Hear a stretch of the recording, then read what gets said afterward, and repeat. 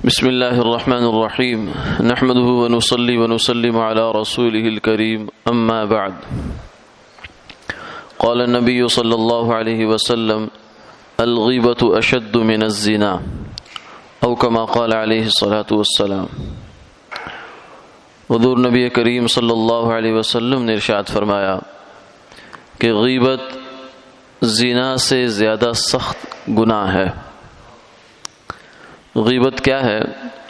کسی بھی مسلمان بھائی کا اس کی عدم موجودگی میں اس کے بارے میں کوئی بھی ایسی بات کرنا جو اسے ناگوار گزرے۔ صحابہ کرام رضوان اللہ علیہ مجمعین نے پوچھا یا رسول اللہ، اگر وہ بات اس کے اندر موجود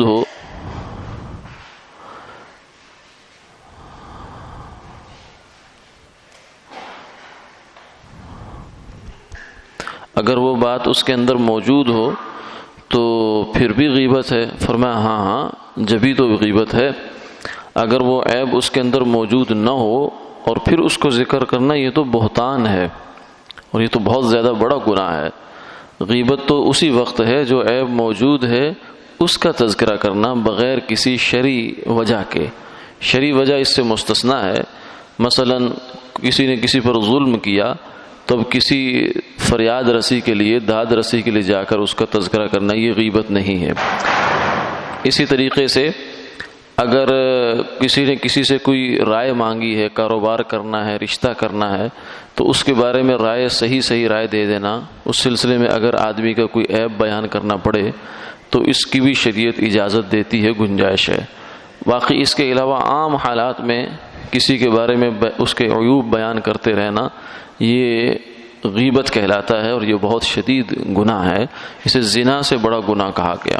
زنا سے بڑا گناہ کیوں کہا گیا؟ اس کی توجیہ کی ہے علماء نے۔ فرمایا کہ زنا کا تعلق ہے قوت باہ کے ساتھ۔ انسان کے اندر 3 بنیادی چیزیں ہیں جو گناہ کرواتی ہیں۔ ایک اس کے کھانے پینے کی جسمانی خواہش جو ہے وہ پیٹ کی، اور ایک شرمگاہ، اور ایک جو ہے وہ قوت جاہ ہے۔ تو یہ کھانے پینے کے گناہ جو ہے وہ اس میں چوری، ڈاکہ، یہ وہ سب چیزیں آتی ہیں، حرام مال۔ اور شرمگاہ کا گناہ جو ہے وہ زنا ہے۔ اور یہ جو دماغ کا گناہ ہے تکبر۔ انسان اپنے آپ کو دوسرے سے اچھا سمجھے، بڑا سمجھے، تو یہ گناہ زیادہ بڑا ہے بنسبت باقی 2 گناہوں کے۔ تو چونکہ غیبت میں فرمایا اس کا منشا تکبر ہوتا ہے، آدمی اپنے آپ کو پاک سمجھتا ہے، اچھا سمجھتا ہے، دوسرے کو کمتر سمجھتا ہے، اس لیے اس کے عیوب بیان کرتا ہے۔ بالخصوص روزے میں اس چیز کی احتیاط ہونی چاہیے۔ آپ صلی اللہ علیہ وسلم کی خدمت میں 2 عورتیں لائیں گی جن کو بہت شدید روزے کی لگ رہا تھا روزہ، تو آپ نے فرمایا قے کرو۔ جب قے کی تو ان کے اندر سے گوشت کے لوتھڑے اور بوٹیاں نکلیں۔ فرمایا کہ انہوں نے روزے کی حالت میں غیبت کی تھی، کیونکہ قرآن پاک میں آتا ہے کہ غیبت اپنے مردہ بھائی کا گوشت کھانا ہے۔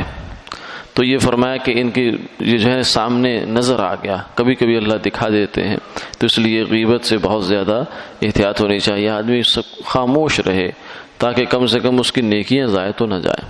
آج کا مسئلہ یہ ہے کہ نماز کے اندر تعدیل ارکان یہ واجب ہے۔ نماز کے کچھ فرائض ہیں، کچھ واجبات ہیں۔ واجب وہ ہوتا ہے کہ جس کو اگر چھوڑ دیا جائے تو بھی نماز سمجھے تو نہیں ہوتی۔ تعدیل ارکان کا مطلب یہ ہے کہ ہر رکن کو، قیام ہے، رکوع ہے، سجدہ ہے، قومہ ہے، پھر جلسہ ہے۔ قومہ مطلب جب سمع اللہ کے لیے کھڑے ہوتے ہیں، جلسہ جب 2 سجدوں کے درمیان بیٹھتے ہیں۔ تو یہ مختلف ارکان ہیں، ان کو اتنے اطمینان سے ادا کرنا کہ جسم اپنی حالت پر واپس آ جائے۔ ایسا نہیں ہے کہ بس رکوع سے اٹھے اور ابھی بالکل کمر سیدھی نہیں ہوئی کہ دوبارہ سجدے میں چلے گئے، تو یہ تعدیل ارکان فوت ہو گئی۔ اسی طرح سجدے سے اٹھے اور کمر ابھی بالکل سیدھی نہیں ہوئی کہ دوبارہ دوسرے سجدے میں چلے گئے، تو یہ تعدیل ارکان فوت ہو گیا۔ اس آدمی کی نماز ناقص ہے، دوبارہ نماز پڑھنی پڑے گی۔ اگر ایسی حالت میں اس نے نماز پڑھ لی تو اس لیے نماز میں اطمینان، نماز کے خشوع کا مطلب ہی یہ بیان کیا گیا کہ نماز کو اپنے اس کے ارکان اور شرائط اور تعدیل ارکان کے ساتھ ادا کرنا، یہ نماز کا خشوع ہے۔ اللہ تعالیٰ عمل کی توفیق عطا فرمائے۔